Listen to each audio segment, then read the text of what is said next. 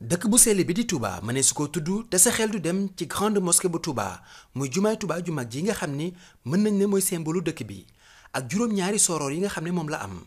waaye ca njëlbeen jumaay Touba ju mag ji ñaari soroor dong la woon moo nekkoon ci plan bi ca jamonoy Serigne Mouhamadul Moustapha Cheikh Mouhamad Fadal Mbacké nekkoon deuxième khalife général des Mourides moo ñëw yokkaat ci yeneen ñetti soroor muy juróom muy ñaar yi nga xam ne ñoo nekkee ci penku bi benn bu ci nekk di mesurer 29 mètres ak yeneen ñaar yi nga xam ne ñoo nekkee ci soowu bi benn bu ci nekk di mesurer juróom-benn fukki mètres ak yeneen ñaari soroor yi nga xam ne moom la fi Serigne Cheikh Sidil Makhtar Mbacké yokku muy juróom-ñaari soroor am na nag soroor bu mag boo xam ne moo nekkee ci digg bi ñu dëppee ko Lamp Fall tur wi bàyyee ko ci Serigne Fallou Mbacké soroor bu mag bii di Lamp Fall ñoo ngi ko liggéey ci surface boo xam ne mi ngi toll ci 210 mètres carrés mi ngi nekkee ci digg jumaa ji gën a féete ak buntu soowu bi mu nekk ab tour boo xam ne forme octogonale la amee maanaam juróom-ñetti koñ la guddaayam mi ngi toll ci 86 mètres maanaam juróom-ñetti fukki mètres ak juróom-benn muy war a tolloog immeuble bu ñaar fukki étage ak juróom-benn sooroor bii di Lamp Fall juróom-ñetti poto yu mag a mag ñoom ñoo ko taawu lépp ci ab fondation boo xam ne dëgër gi foo ko takk weesu na ko lépp di ay xeer yu dëgër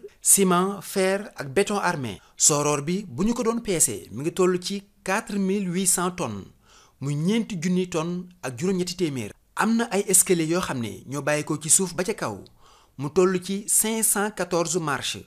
maanaam juróomi téeméeri escalier ak fukk ak ñeent ci boo ko yéeg am na it ab ascenseur boo xam ne am na ci diggu soroor bi boo xam ne mën na jël ay nit yu bari lépp ngir yombal yéeg bi ak wàcc bi ñi nga xam ne dañuy visiter jumaay Touba ju mag ji bu ñu fi ñëwee bu ñu yéegee ci soroor bi maanaam daañu am vue muy gis bu rafet ci mboolem dëkk bu sell bi di Touba ak li ko wër ak terrasse bu yànj bi nga xam ne moo nekkee ci jumaa ji am na ñaari làmp bu xonq ak bu bleu boo xam ne ñi ngi nekkee ci catu sooroor bi boo ko dandee lu toll ci fanweeri kilomètre da nga ko séen ñu taal ko ci ab weer ak bidiw boo xam ne ñoom ñoo nekk ca catu sooroor bi sooroor bu mag bi am na ay projecteur yu ànd ak lumière yu taaru yoo xam ne bu ñu tàkkee ñoo koy gën a yànjal am na it beneen lampe bu xonq moo nekk ca cat ba di orienté avion yi nga xam ne dañuy naaw di romb dëkk bi ngir ñu mën a xam ne am na lu kawe lu nekk ci barab bi lumière yi nag mi ngi bàyyikoo ci source électrique boo xam ne capacité bi maanaam doole gi ay junni volt la sooroor bi def nañ fi ay haut-parleur yoo xam ne moom mooy yombal bu ñu noddee foo mën di toll ci biir dëkk bi ak li ko wër nga koy mën a dégg